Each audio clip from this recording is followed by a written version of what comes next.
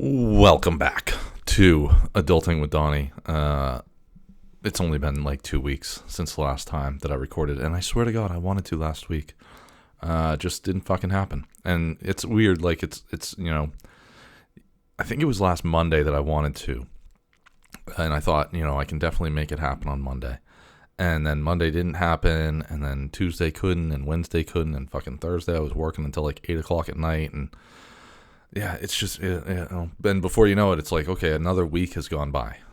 So sorry about that, but I do appreciate those loyal listeners who stick around through all the nonsense, through all the the waiting for the next episode. If only I could have more consistency with it, then I would probably be better. I'd probably get more listeners and maybe make more money. But that's okay. I was never in this for the money in the first place. So, happy Tuesday. Today is September 27th. I'm doing this tonight before I go on. So it's like a night of podcasting for me, pretty much. Because I get this show that I'm doing right now. And then in an hour, I've got my show with Tom from, formerly from the USUC network. We do New England Natives. So I think we're doing that at 9 o'clock tonight. So I wanted to try and get this done, at least try to get an hour out of this. I don't know if I can. I'm fucking exhausted. I had the brilliant idea to get up this morning at 4:15, which is actually not crazy unusual to get up that early. But what I did do was I've only run, since I broke my ankle in January, I've only run outside 3 times. Once was a few weeks ago. I ran 4 miles. And then maybe a week or 2 ago, I ran 2 miles. And these are outside runs. I mean, I've done in the last 4 or 5 months, I've done a bunch of runs on treadmill. But anyone that's, most people in general, whether you're athletic or not, and I don't consider myself athletic, but, I do consider myself an avid runner, I guess is the best way to put it. But you don't have to be athletic or an avid runner or any of that shit to know that there's a difference between running on a treadmill and running on the road. So I've done plenty of treadmill runs in the last few months, but I only did my first run outside on the road since January, I think, December or January. I just did that a few weeks ago, and it was 4 miles. And then a week or 2 ago, I ran outside again and did 2 miles. And then this morning, I got up at 4:15 this morning, and I went to the gym, and I didn't really know what I was going to do when I got there. I thought, maybe I'll spend 30 minutes on the treadmill and then do some weights or something, or, do one of the many apps that I use or something like that. And then I got there, and I was like, fuck it, I'm going to go run out on the road. And I ended up running about 7.5 miles, which just it feels good when you finish and you're like, man, I fucking did it. I fucking, I stuck through it and I ran the whole way. And especially for me, going from broken ankle to going out and running 7.5 miles today on the road, and not dying, that felt good. But the rest of the day is just I've used all my energy. It's all gone. I don't have any energy left for the day. So, but that's okay. I don't mind it too much, but here I am now trying to do a podcast, and I'm fucking exhausted. And I have to do 2 of them. So I'm going to do this one.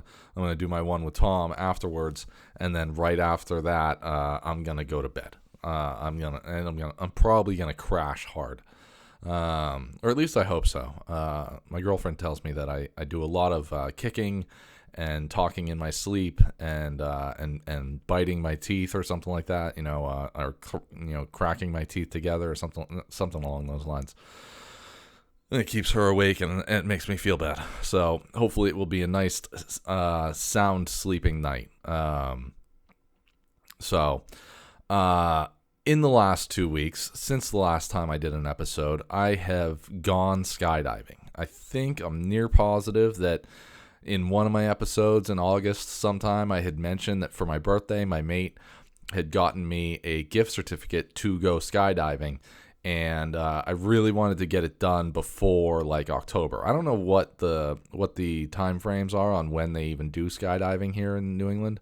Because I talked to someone the other day that also went skydiving recently, and he was saying that he wants to go for his license to be able to jump by himself, but he can't do it until April because they're done. Whatever place he went to, it wasn't the same place that I went to. Wherever he went, they're done. They're already finished for the year. Because it gets way too fucking cold. But anyways, I'm going to do my best to describe skydiving to you. If you've never done it, I apologize ahead of time because there's no way for me to describe this to you that will accurately represent what it was like. Okay, like I went that morning. It was about 2 weeks ago now, and I went that morning, and I came home and I talked to my mate. And I'm trying to tell her about it, and I don't know if it's just because I had such an adrenaline dump or I just didn't know how to describe it or what it was, but I'm explaining it to her, and I can tell myself, I'm like, I'm not doing a good job at explaining this because it sounds like I'm bored. Like, it sounds like I'm just bored while I'm trying to talk to her. I'm like, yeah, so, and then you go up in the plane, and, you fly around, and then you jump out, and all the noise and stuff, and, like, I was not good at it. And then I showed her the video, and she was like, okay, that makes way more sense. Like, that looks crazy. Like, the video looks crazy. If you follow me on Instagram, Adulting Donnie, then you've seen the video probably. Or if you haven't, then you can go to my Instagram and you can see it there. But I don't know if that vibration just picked up on the microphone. I'm thinking it's probably my mate texting me. Yep, it is. So anyways, skydiving. I was supposed to go on a Thursday. I was supposed to go on a Thursday afternoon at 2:00, and they called. I scheduled myself to leave early from work that day, and we were going to Lincoln, New Hampshire for the Highland Games the next day on Friday. Friday afternoon, we were supposed to go to Lincoln, New Hampshire to go to the Highland Games. Ironically, the Highland Games was my gift to my mate for her birthday, and skydiving, which I did the day before, or was going to do the day before, was her gift to me for my birthday. So it's kind of like a secondary birthday weekend. Excuse me. So I'm supposed to go on Thursday afternoon at 2:00, and at 9:30 in the morning, the skydiving place calls me and says, "Hey, it's too windy. We're not gonna be able to do it today." Tom's just asking me if he's gonna see me. Yes. So, they're telling me on Thursday it's too windy, and they were like, do you want to reschedule? And I was like, yeah, let me think about it. Let me, take a look at the calendar. But I know that the next day, in my head initially, I'm thinking I can't tomorrow because, I want to sleep in with my girlfriend, and then we're supposed to get up and we're supposed to head to Lincoln, and I knew that was unrealistic because we both still have shit to do. We both still have to pack, and we still have to make sure that the house is in order and whatever before we head out. And we both had errands to run and whatever. So I knew that was unrealistic anyways, but then I text Ro, I let her know hey, my flight, my jump got canceled today, too windy. Don't know when I'm going to be able to reschedule it. I'm going to have to look at the calendar and see where I can fit it in, whatever. They told me that I could, in my text message to her, I was like, they told me that I could tomorrow, but I don't think that, I'd be able to make it work. And she replies back almost immediately, and she's like, just schedule it for tomorrow. It's not a big deal, especially if you can schedule it in the morning. So I called them back, and I was kind of teetering on that idea anyways. So I called them back, and I was like, hey, I'm, what do you have available tomorrow? I think I asked, do you have 11 o'clock available tomorrow morning? And the place is about an hour away from home, so I was like, okay, yeah. How about 11 o'clock? And then I thought about it a little bit, and I was like, hey, I know that it says to plan for half a day. Like, realistically, what is the real time frame here? Like, do I really need to plan for 4 hours of my day, or is it more like 2? And the woman on the phone was like, yeah, I mean, I can't really tell you for sure, because if it's too windy in the morning or something like that, but it looks like the winds are going to die down in the afternoon, we may end up holding you here until 4 or 5 o'clock, telling you that, you have to wait. So I was like, you know what, why don't you make it for 10 o'clock? Because I know from flying airplanes, the winds are typically calmer in the morning anyways. Right between, like, at least in our area here in New England, right between like 7 a.m. and 10 or 11 a.m., the winds are usually the calmest that they're going to be for the day. Sometimes they might be, the winds might be 5 or 10 miles an hour in one direction or the other. But in the afternoon, they might pick up to, 15, 20, 25 miles an hour. So I was like, you know what, change it to 10. Give me the 10 o'clock time slot. So scheduled me for 10. I wake up the next morning at like 8. I head up there, and I get there, right on time, get checked in and everything. And it's it's nothing like flying an airplane, because like flying an airplane, like I met with my instructor, Jack, and I met with Mikey, and I've met with these instructors who like actually walk you through the process. Like you're with them for an extended amount of time. Even that first flight that I did with Mikey, like we're talking back and forth the whole time, kind of getting to know each other. And it was fun. Like that was cool. With the skydiving instructor, he's I mean, it's a farm. I mean, they're just farming out the next person. So this guy, whoever he is he knows that, I'm only going to know you for the next 45 minutes or so. In most cases. There was one girl there with me that day who, I guess this was like her 7th jump, and she had been jumping with the same guy over and over again. So they knew each other, and she was working towards like getting, she wanted to like actually get her license to be able to jump by herself. So, but anyways, you go in and watch a video, and the video's like 5 minutes long. All this time for the last 20 years, I'm thinking that the first time you go skydiving, tandem skydiving, that's what I did. That's what everyone has to do. Your first jump, at least as far as I could tell, your first jump has to be tandem. You don't get a choice anymore. I think I didn't get a chance to ask that day, but I think once upon a time, you used to be able to say, I want to jump by myself today. It's my first time. I want to jump by myself today. And you could go, and they would do like a 6 or 8 hour actual course with you on the ground. And then you would go up and be able to jump by yourself. It seems as though they don't do that anymore. Now your first jump has to be with a person, which is fine. I have zero interest in my first time being by myself. But anyways, so I go there, you watch, all this time I've always thought that, going for the first time, it would be like a 1 or 2 hour or 3 hour class, like on the ground where they're talking to you, whatever. No, nothing like that. It was, okay, when your 10 o'clock time slot comes up, we will call you over the intercom, and this is where you'll meet. And so we all meet there. It's like, I don't know, there was probably 8 or 10 of us. We all meet up together. They walk us into this room. There's an instructor there who wasn't going to be with any of us, because he must have told us fucking 5 or 10 times that he had an eye doctor appointment to go to.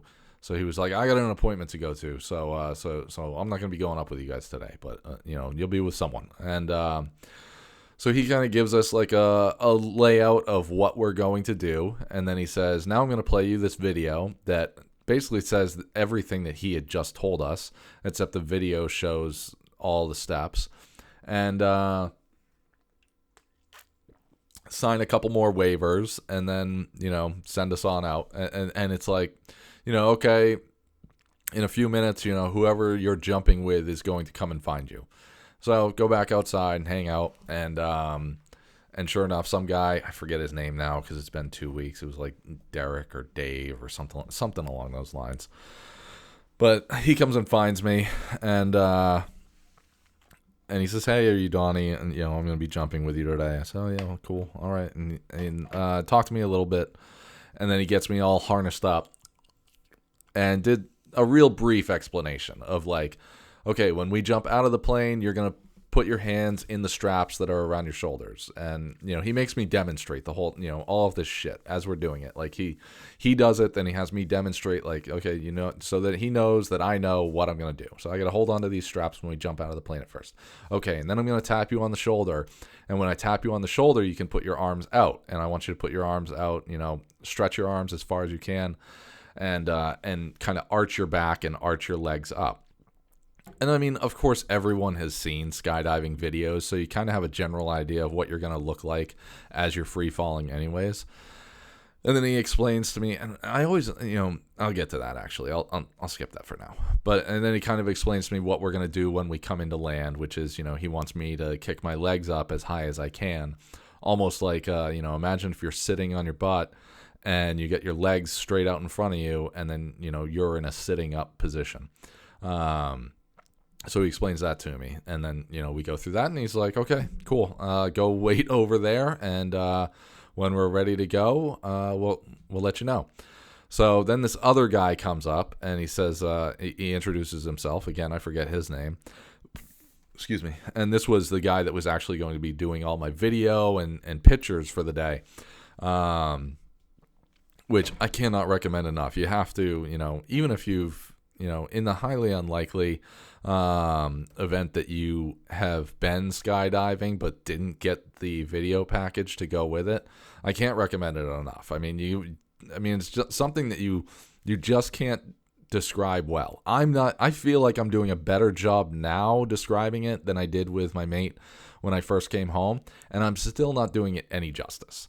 But anyways, this guy, he comes up, and I guess you have to have, like I have a GoPro, as do many people, but you can't, for whatever reason. I feel like it's a money grab, but whatever.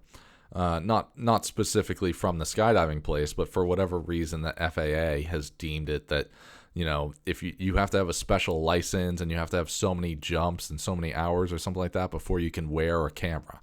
I mean, that's all you're doing. You're not fucking jumping out of the plane with a fucking video camera in your hands or something like that. All it is mounted to your helmet. Like, why? I don't get it. Whatever.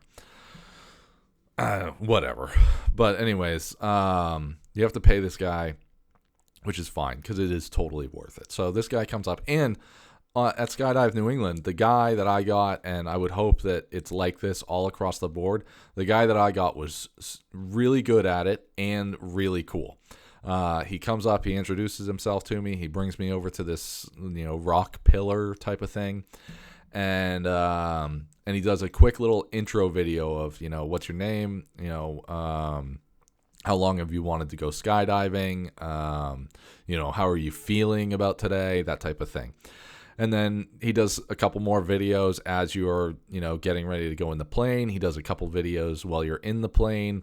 And then, he's right there with me when I jump out. And I had told, I talked to Tom 2 weeks ago, right before I did this, and I talked to my mate, a couple times beforehand about whether or not I was nervous. And really the only thing that I was nervous about was whether or not when that door opens, whether or not I would actually be able to get out of the plane. I wasn't worried, once you're out of the plane, it's too fucking late, Jesus, take the wheel. Because, there's nothing left at that point. You can only hope that everything goes correctly at that point. But my only worry was that I would get to the door and be like, no, I don't want to, or something like that. But it was super easy because really you get to the door and imagine you're in like a crouch down position. You kind of just fall to the left. That's all it is. It's just imagine being crouched down as far as you can and just fall over. And that's it. That's the end of it. We fall over, and I do, without the video. I didn't even need to watch the fucking video to remember it. I remember it because you fall out of the plane, and the first thing that happens is that you rotate so that you're falling upwards. I mean, it doesn't last long. You're only facing the sky for 1, 2, maybe 3 seconds before you rotate back and face the ground. But I remember facing up towards the sky and seeing that plane leaving, and it's like, that was my ride. that was my ride to get to this point, and now I'm falling towards the earth. And we jumped out from 14,000 feet, and then it's 60 seconds of free fall, and it's so loud. I mean, most of us have probably been on the highway doing 70 or 80 miles an hour and put the windows down. Well, you're falling at, I was falling at anywhere from 120 to 140 miles an hour. It's so loud. And I remember, I don't remember a lot of that actual free fall moment, because, it does go by quickly. I remember being like, holy shit, I can't believe this is really happening. The guy doing video came up and gave me a fist bump, and then he came up again and grabbed my hand and gave me a spin. And I remember him giving me that spin and thinking, like, I wish you wouldn't do this right now. I'm in sensory overload as it is, and now you're going to spin me around. But ultimately, it wasn't that bad. And then this is what I was going to say earlier and said that I would wait until later, is I always expected, every time that I ever imagined skydiving, I always expected that when they pull the parachute that it would be like a yank, like it would be a real fucking, all of a sudden, you're going from 120 to basically zero. And it was not what I expected at all. It was really gentle, is the best way to put it. It was really light. Like, he pulls the parachute at 5,500 feet above the earth, and it was very, the way that it expands out, I guess, is the best way to put it.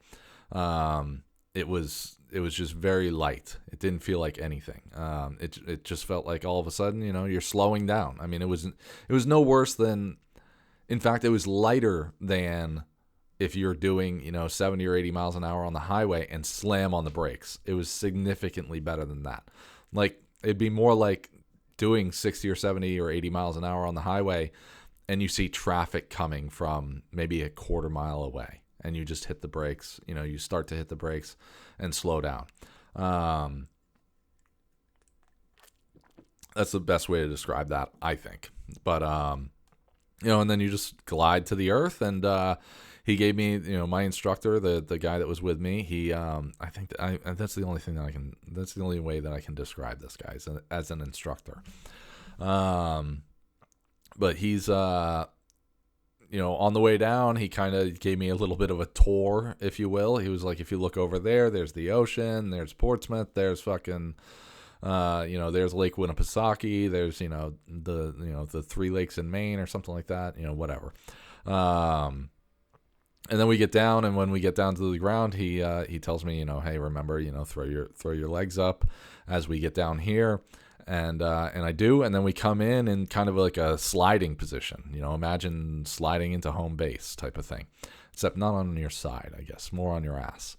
You lift your legs up and you slide right along the ground, and that's it. It was over. The videographer guy, he came running up and asked me how it was. I told him it was intense. I had a big fucking smile on my face, and give a couple more fist bumps, and then it's over. And it literally was over at that point. Like, I got there at 10 o'clock. I was leaving there at 11. That's how quick everything was. Everything that I just described happened over the course of 60 minutes. I walked up. I had stored like my cell phone and a couple other things in a locker. So I go back to the locker. I get my stuff. I had a missed phone call that I had to return, and I take my little harness off, and then I walked out to my truck. I was done. That was it. All done. And they're getting ready for the next group. In fact, they were getting ready for the next group to go up. Now, if you remember way back at the beginning of all this, I said that I had initially said I wanted to, after it was canceled for wind the day before, I had said that I wanted to go up at 11 o'clock. Well, I'm getting ready. I walk out to my truck at 11 o'clock, and I hear them over the intercom say, it's too windy. We're putting everyone on hold right now. And I knew that the rest of the day, the wind was only going to get worse. So I I don't know if that 11 o'clock ended up going up or not. I assume it probably didn't, because I think that they probably canceled for the entire rest of the day. So I got in at the perfect time. Even when I got there at 10 o'clock, the winds were just barely on the cusp of being too high. So so it worked out really great. So anyways, it was a lot of fun. I do want to go again. I want to do it again, not necessarily because I'm like, oh, I'm fucking addicted or whatever. I want to do it again because I think that a second time I would know better what to expect doing it. Like, I'd have a better idea of like what's going to happen. So I guess the sensory overload would be a little less there. So I'd have a little more, a little more situational awareness.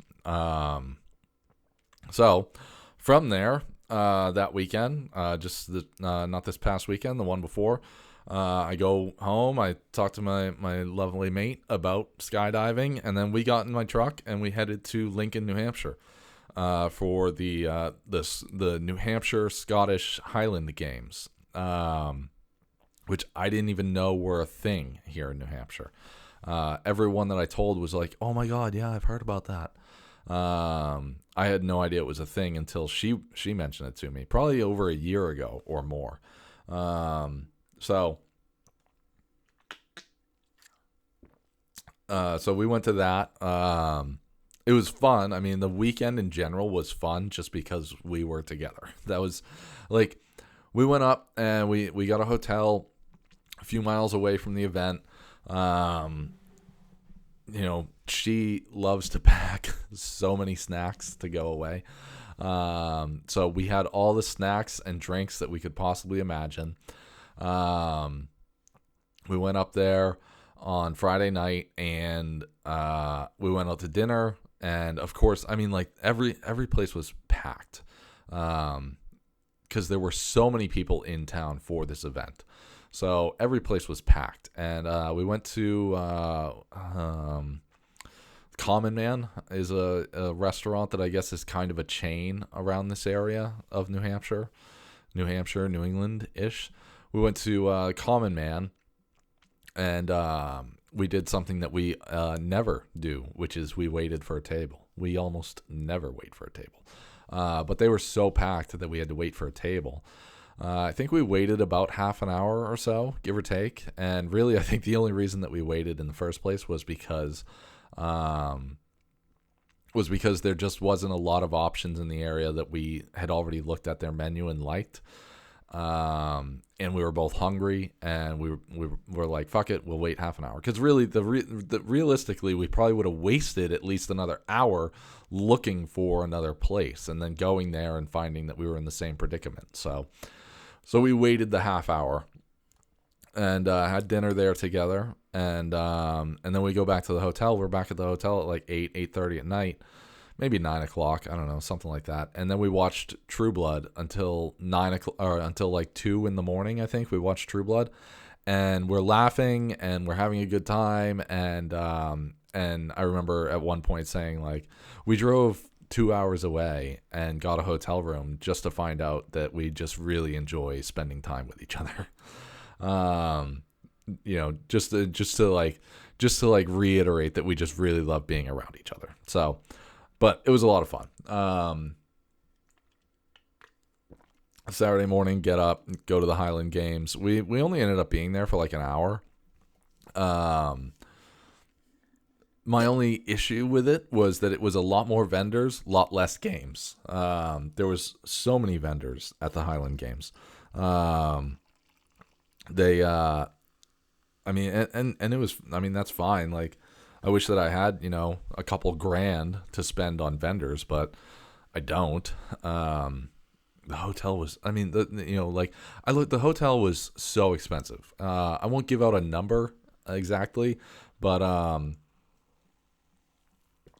I looked at what this hotel would cost on a random weekend in like November when there isn't an event going on, and the same hotel, same room, same everything, it was 3 times as much to go on this particular weekend, which I think is kind of bullshit. That hotels can vary their pricing depending on essentially the need of what the weekend is. Like why can't it just be a flat fucking price? Like look, our hotel rooms are $99 a night every fucking night of the entire year.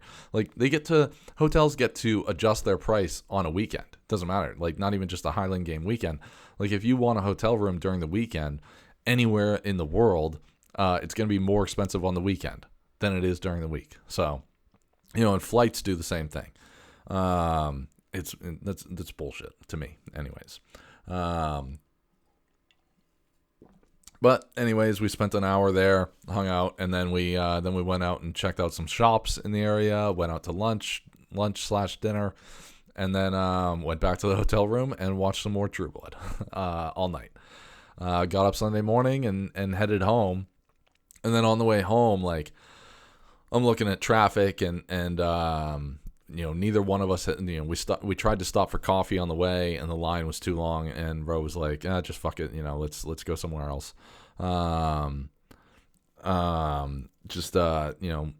find another place to get coffee. So we start going, we head towards Concord, New Hampshire, and I was like, fuck this traffic. I'm going to get off the highway and we'll get, I know where I can get us coffee and I can get gas at the same time. So as soon as we get off the highway, she starts scheming in her head of the direction that we're taking home, and she's like, I need to stop at Market Basket in Lee on the way, which is like we have 2 Market Baskets here in Portsmouth, and I mean, they're all over the place in New England. So she was like, I need to stop at Market Basket in Lee. So I was like, okay, yeah, that's fine. I mean, I don't have a fucking problem with it at all. So we stop at Market Basket in Lee, and as soon as we get out of the truck, she was like, I want to stop and look for Coors Edge because it said that they sell it here. Now, Coors Edge, if you remember from a handful of weeks ago, I've, I'm like 50-50 right now on how often I drink regular beer versus how often I drink non-alcoholic beer. I certainly prefer non-alcoholic beer. It's just so goddamn expensive compared to regular beer, which is ridiculous. But if I'm going to drink a non-alcoholic beer, like there's a handful that I like, but my preferred one is Coors Edge. And but it's been sold out everywhere. Her and I took a motorcycle ride a few weeks ago. We checked out like 1 or 2 Market Baskets. They were sold out for some reason. This stuff is only sold at like a couple places in New Hampshire, and one of those places is it's supposed to be all of the Market Baskets, and then it's also like a couple. There's like one tiny chain around my area called City Express. They're also supposed to carry it, but it's been sold out everywhere. So she was like, she says she wants to go to the Lee Traffic Circle Market Basket. We go there. She tells me that she wants to look for Coors Edge, and I was like, it's not here. It's not going to be here. Like, I don't, like, it's fine, and I really appreciate that you would even want to look for it. It's very nice of you, but it's not going to be here. It's sold out everywhere. So we go in the store. I go find a bathroom. I come out of the bathroom, and I'm walking up and down aisles looking for my girlfriend, and I can't find her. And finally, it clicks in my head, like, oh, I should probably look in the beer aisle since that's why she said we were here in the first place. So I go find her, and I walk around the corner, and there she is, and she lifted up a pack of Coors Edge like she just won the Super Bowl. Like, she just lifts up one of the 12 packs of it, all excited, this giant smile on her face, and I just started laughing because I couldn't believe it. She found it, so she ended up buying me 4 12 packs of it because she is the greatest girlfriend in history. So I find that, come home. And that was basically, I think that was mostly our day on Sunday. I feel like there might have been something else that happened on Sunday night. She might have gone to work to do something, or I don't remember. Something happened where she had to go. I think she went out somewhere. But either way, it was a great weekend, all in all. In driving to Lincoln, I had a thought. I don't know how many people may or may not agree with me. What do I got for time here? I got about 20 minutes to go. I had about 20 minutes left. So, in driving to Lincoln, I had a thought. I don't know how many other people will, because we were talking. I think we were talking about destination weddings. We were talking about like she had said something along the lines of like it would be cool to go to a destination wedding sometime. Like, someone who's like, we're getting married in Puerto Rico, and you're invited, and then like we have to go to Puerto Rico to go to this wedding. Like that would be cool, and I agree that would be really cool.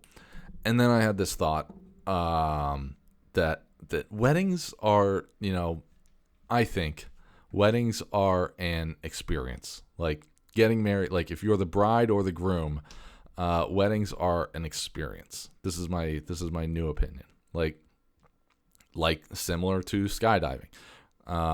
Like everyone should probably have that experience once of like actually getting married and whatever. But I don't think that they're necessary.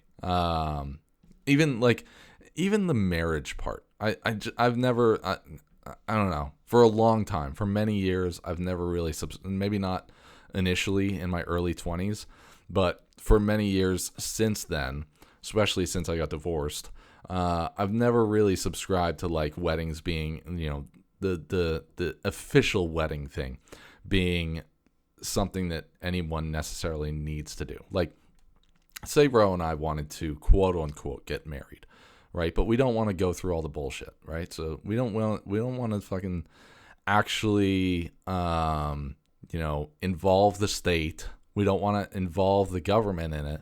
We don't want to pay for the marriage license and whatever, right? We could, in theory, just have a ceremony, and this is what I think a lot of people should do. We could have a ceremony of sorts where we, make a vow to be, together. Like, hey, we are in a 100% committed to each other couple, and till death do us part. We could say all that nonsense, and then one of us could go to the DMV and say, I want to legally change my last name. And pay that fee and legally change, my last name to Jones. And, we could wear rings. We can buy the rings. We can wear the rings, and we can say all the things. We can change our relationship status on Facebook to married and call ourselves married and all that stuff. But the state and the government and all this other bullshit never needs to be actually there. I don't remember 100% what my thought was in the first place of weddings being an experience, but either way, I think that weddings are just they're an experience. Like having the fucking the vow exchange and then the reception. I mean, wedding receptions are always fun, almost always fun. Even when they're not fun, they're usually going to be really fun, because if you're not involved in whatever made it not fun, you're probably going to look back at it and be like, God damn, do you remember that time that the fucking, the groom made out with the bridesmaid or something like that? Yeah. Wedding receptions are always fun. I love going to wedding receptions. We've only been to one together, and I've only been to a handful in my life. Oh, there's my mate right now commenting with a heart. I've only been to a handful of weddings and wedding receptions in my entire life. Obviously my own, my Uncle Bobby, who's commented a couple times tonight, comments often. I went to his was like the first wedding that I ever went to. I think I was only 10 or 12 years old, something like that. Excuse me. Me and Ro went to one wedding last year, and in the last 10 years, I've probably only been to two weddings. I think only two. In the last 15 years, I've probably only been to three or four, something like that. Which is fine. I mean, I think, given everything that I just said, there should probably be less weddings. Oh yeah, that's right. We crashed a wedding. Yeah, she just reminded me. We've been to 2 wedding receptions. We kind of crashed a wedding, which looking back on it, well, first of all, I wish I was a better dancer. But that was a lot of fun. Was one night, very early on in our relationship, like we'd been together for like maybe a month or two, something like that. And we went to a rooftop bar here in Portsmouth on like a Tuesday or a Wednesday night, and someone at the bar, a friend of Rochelle's, had said, there's a wedding on the 3rd floor, and so we were leaving, and the same friend of hers, hit the button for the 3rd floor, and we got off at the 3rd floor, and sure enough, there's a wedding reception going on, and her and I walked in and got on the dance floor for about long enough for her to figure out that I can't dance, and then left. I do wish that I wish that I could have been a better dancer to like really take in that moment, because it was a lot of fun. It would have been a lot more fun to like hang out for an hour or two and meet people and just kind of do that whole wedding crasher thing of like, oh yeah, we're friends with Aunt Vicky or something like that. Make up some sort of lie. That would have been fun. But either way, wedding receptions are they're always a blast. I can't say that I've ever been to a wedding reception where I was like, this is boring and I want to leave. So this past weekend, I had flag football. My ass hurts. My ass hurts. My legs hurt and my ass hurts. I don't know what I did to my ass. Before you think it, get your mind out of the gutter. I don't know what happened. It's not like my asshole, just my ass cheeks. My ass cheeks are like, well, they don't hurt as much today, but certainly Sunday night and maybe like Monday morning, man, I could feel some pain in my ass. A lot of pain in my legs. Much as happy as I am to be running again, sprinting is something I should probably do some work on. Over the winter, definitely next spring and summer. I should definitely work on doing some sprints, because that's what I do a lot of in playing football is sprints and short sprints, like 10, 20, 30 yards. Short sprints. I got to work on that more. But either way, played flag football on Sunday morning, which was obvious. I fucking love it. I'm totally into it. I'm addicted. I'm already set on signing up for next spring when they do it, because I guess this my social sports. I guess they do flag football. They do like a spring league and a fall league. I don't know right now if they do a summer league at all, but I will certainly find out, because I know that I'm going to want to do it. Whatever seasonal leagues they do, I'm going to want to do it more and get better. However, on Sunday, I played receiver a couple times, and then I played quarterback a couple times, and I did enjoy doing quarterback. That was fun. We did not win. I think I mentioned on the last episode or 2 episodes ago about this team that it's kind of a ragtag team of like people who have A, never played, B, have played but haven't in a long time, and C, definitely don't really know each other. So it's a real learning process of figuring out who we all are and who works best where and whatever. So, but I've been looking more into it because I'm the captain. I've been looking more into like plays and stuff. So, it's certainly something that I want to know more about. I want to learn more about it and do good. But after the game, I went to go visit my mate, because she was doing her community relations thing at the New England BIPOC, Black Indigenous Person of Color Festival here in Portsmouth, which I don't think I knew about at all until she mentioned it, that she'd be doing that. So Why is my phone vibrating? I love that. Oh, okay, whatever that means. Anyways, so I went to that, and it was a huge event. I mean, it was so much bigger than I thought it was than I expected it to be, because it was in the parking lot of a local restaurant that is the equivalent of like an Applebee's parking lot. So not a big parking lot. And there were so many vendors, and well, not vendors. I mean, I don't know. Vendors is a bad word to use, I think, because then it sounds like it's just a sale thing. But there was like, oh, help me out. There was people with foods and clothes and stuff from mostly their ethnicity. I guess is the best way to put it. Which and I only got to try. I only got to try one food. No, I tried two foods. I forget what the other one was because I didn't actually get it. So a woman actually just walked up to me with a plate and was like, "Here," and I ate it because I was hungry because I just played football, so I had burned off a lot of calories and I hadn't ate that day. So but then there was where Rochelle was set up, right next to her was these two guys from New York.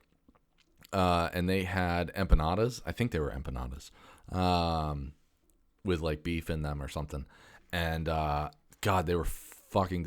As soon as I walked up, Rochelle was like, "Oh, you have to try one of these." And she yells to the guy. The guy's name was Angel. She yells to him, and he gives me one, and I have it, and I was like, "Oh my God, that is fucking delicious." And then I'm standing there, and like maybe 10 minutes later, I kind of like out of the corner of my eye saw him getting another one out of his tray, and he puts it on a plate and just hands it to me, and I just turned and I grabbed it. I was like, I'm not even gonna say anything. I'm not even gonna fucking nope. I said thank you, and that was it. And they were so goddamn good. And I think he did that one more time, and then after about an hour of being there, I was getting ready to leave. I was like, hey man, let me grab a couple of those to go, and he gave me 4 more to take home with me. So. They had music going, and I mean it was a really cool thing. And I guess next year they're gonna do it. They're gonna do it in downtown Portsmouth and make it like an actual big event. Because it's apparently it's growing. I don't know if this was the second one or third one or something like that, but I guess it's growing. So it's bigger than it started, which is the way that things should be. So.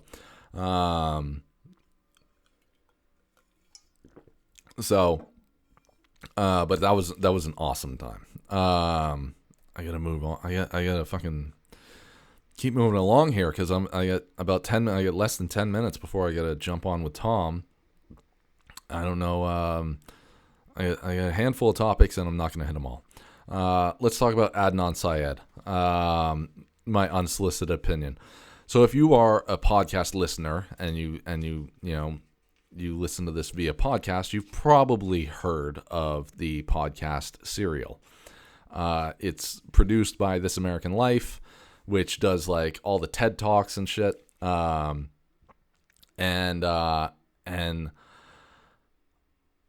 back in 2014, I think, 2015, I heard about the podcast Serial.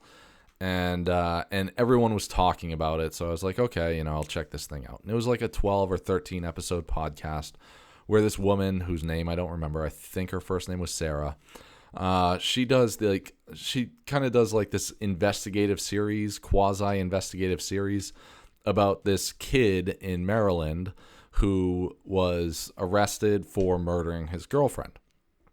This is if you already know about the case, I'm sorry. All right, I'm giving a background for those that don't know. He's arrested for the murder of his girlfriend.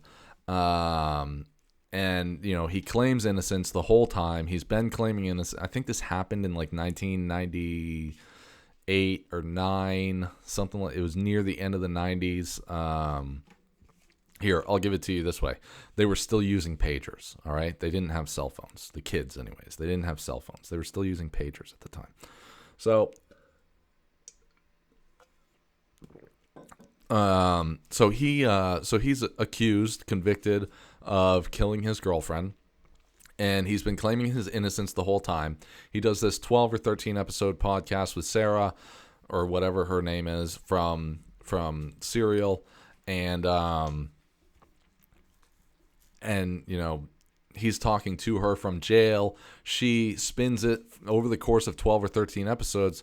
I mean, everyone is saying, oh, there's no way this guy did it. And I bought into that bullshit for about a half a second. Well, for more than half a second. I bought into that bullshit for a little bit of like listening to it. My girlfriend would never fall for this. My girlfriend would be like, yeah, he's guilty. What the fuck are you talking about? Why are we having this conversation?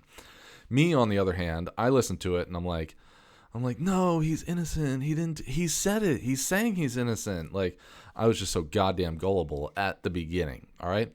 Where he lost me, all right, if you are a true crime fan, then maybe you don't care for me right now, because so many people are like, Adnan Syed, he's innocent, free Adnan, all this bullshit, right? And they did. That's why I'm bringing this up now, is because they let him out of jail. Just last week, they let him out of jail, if you haven't heard, which is highly unlikely. But if you haven't heard, he's been let out of jail. It's not like his conviction was overturned or anything. At this point, he's served like 20 years or something like that, which I never believe, I don't believe that if you kill someone and you are sentenced to life for doing it, then you should serve out your life prison. There shouldn't be a parole option.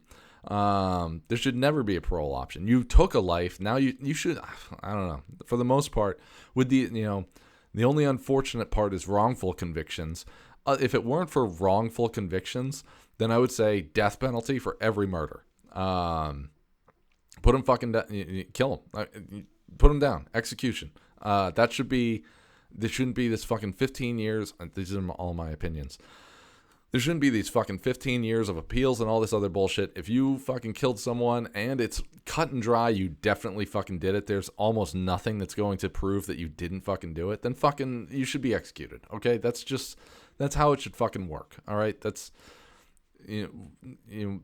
it costs taxpayers an absurd amount of money to house these people for the rest of their life, especially if you're talking about someone like this who was, 17 or 18 years old at the time, tried as an adult.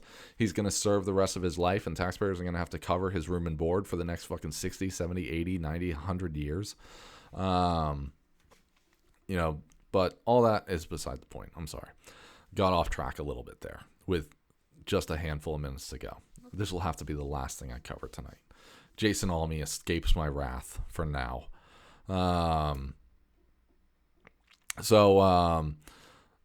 Anyways, this kid, he's saying, basically what happens is, the way they convict him is, they find some receipts in his car that he was, at a Best Buy or something like that. I'd have to go back and listen to the whole thing about how they were able to convict him. And I'm not going to, because after she also, the same person did a second season of Serial based on Bo Bergdahl, and she takes this, she's clearly, I don't like to say it because I don't think it I'm not sure it matters, but she clearly very much did not like Donald Trump. Donald Trump very much didn't like Bo Bergdahl. So naturally, she liked Bo Bergdahl, enemy of my enemy type of thing, right? So her second season of Serial really turned me off to the whole thing. But anyways, in this one about Adnan Syed, she's talking to him the whole time. What flipped me on it is that this girl was missing for 6 weeks, right? They find her body in the woods in a park in Maryland. 6 weeks after she goes missing. Now, he pages her one day. On the day that she goes missing, he pages her. And, I guess the whole thing was that, she was supposed to meet up with him somewhere or something like that. But then after that day, he never pages her again. He never sends her he never pages her, never tries to call her again. She's missing for 6 weeks. Never tries to call her or anything. Meanwhile, friends and family that are searching for her are paging her nonstop all day, every day. And his excuse for why he never paged her again was, well, I was at school and everyone else is talking about how they're trying to page her, so I didn't see a reason to page her. Bullshit, bullshit, bullshit. Okay? if you murder someone, and if there's nothing that I've learned from if there's anything that I have learned from 400 episodes of Dateline, it's that when you murder someone and you also stop calling them, you're not calling that person anymore because you know they're not going to answer the fucking phone. There have been like 3 cases where someone, like I just listened to one today, a Dateline episode today, where some guy for 4 hours is calling his ex-wife and he's frantic on the phone. He's like, please call me back. Like he's upset because, they're separated and he knows that she's seeing someone new. And he's frantically calling her for 4 hours. He calls her like 25, 26 times or something. Or he leaves 25 or 26 voicemails, echoes of my past. Leaves her a bunch of voicemails saying like, please call me back. Please call me back. I just need to hear from you. He's frantic on the phone. And then the last voicemail that he leaves her is just like, hey, I hope that you had a good night, like all calm and shit, because he's trying to fucking set the police off the trail. So anyways, that was what really flipped me on Adnan Syed. He absolutely 100% killed his girlfriend. Fuck that guy. He shouldn't be released. The only good part about him being released is that at least the taxpayers don't have to pay his fucking room and board anymore. But he should be fucking executed, all right? He should have been sentenced to death, all right? If you killed someone, then that should be it. All that said, when it comes to Adnan Syed and killing his girlfriend, really the biggest thing is that one of the big things, not the biggest thing, but one of the big things is that his friend Jay, that was a witness against him, 100% had way more to do with the murder than he led the police to believe.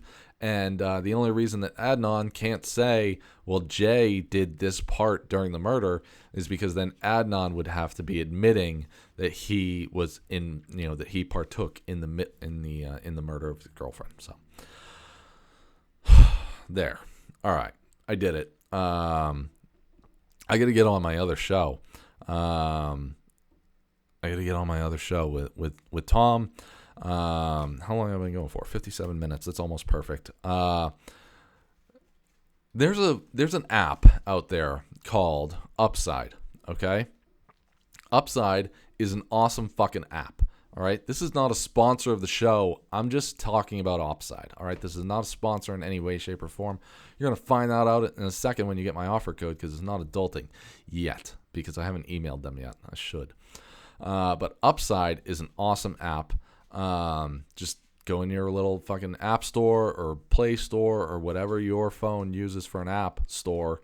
Type in Upside and it will be the top result. Use my offer code that they give me of Donnie5352. That's Donnie5352. And I think that'll give you X amount of cents per gallon for your first like 3 fill-ups or something like that. But what it does, okay, like I go to, if I go to Mobile on the run and get gas, and it's $3.35 a gallon, right? Just as an example. If I use Upside, well, what I do is I enter, I don't have to enter the card because it memorizes the card at most gas stations. Some gas stations you have to upload the receipt. You have to take a picture of the receipt and upload the receipt. But at a lot of gas stations, it just, it says, which card did you use? Which debit card did you use to fill up today? And so if it's $3.35 a gallon, let's say, as an example, Upside, you go in the app and it'll say, it's 12 cents off per gallon. And for easier numbers, let's say it's 15 cents off. It's 15 cents off a gallon, right? So what you do is you pay the $3.35 a gallon, and then you upload your receipt or you enter whichever card you used, and it gives you back that 15 cents per gallon within a couple. Usually, in my case that I've seen, it's usually within a day or two. I see that money show back up in the app, and then you can take that money. Like right now, in the last 2 or 3 months, I've earned, $60, I think. $60 through the Upside app. You take that money, you can transfer it. There's a handful of like gift card places you can transfer it to, or at the very bottom, you can transfer it to your PayPal, which then you can transfer to your bank account. So you're getting, so X amount of money back for what you're already doing. You're already getting gas, and there's also like food things on there too. Like there's a restaurant here in Portsmouth that uses it, and it's like 7% back on whatever your bill is. So, you go there and you spend fucking $100 at this restaurant, and it'll give you $7 back on the receipt. So there's a bunch of gas stations. You just type, you punch in, it says like, what are you looking for? Are you looking for gas? Yeah, I'm looking for gas, and it shows you the gas stations in your area that are affiliated with Upside. So download Upside, type in Donnie5352. You'll get like a bonus cashback thing when you do it, and it also helps me, and I would really, really love that. Also, 4hmclothing.com. Use offer code adulting, get 10% off any order over $50. AdamEve.com, get 50% off any one item, plus free shipping, plus 6 free DVDs. Gift for him, gift for her, gift for both of you. I talked last week about stuff that's going on AdamEve.com, so I'm not going to tonight, and I'm like way over time. StrikeForceEnergy.com, offer code adulting, get I think it's 20% off your order. And Manscaped.com, 20% off your order when you use offer code adulting and free shipping. So, all right, that's going to do it for me. I am jumping over to New England Natives. I will also share that link on my page. You can find me with Tom in about a minute on New England Natives. All right, good night.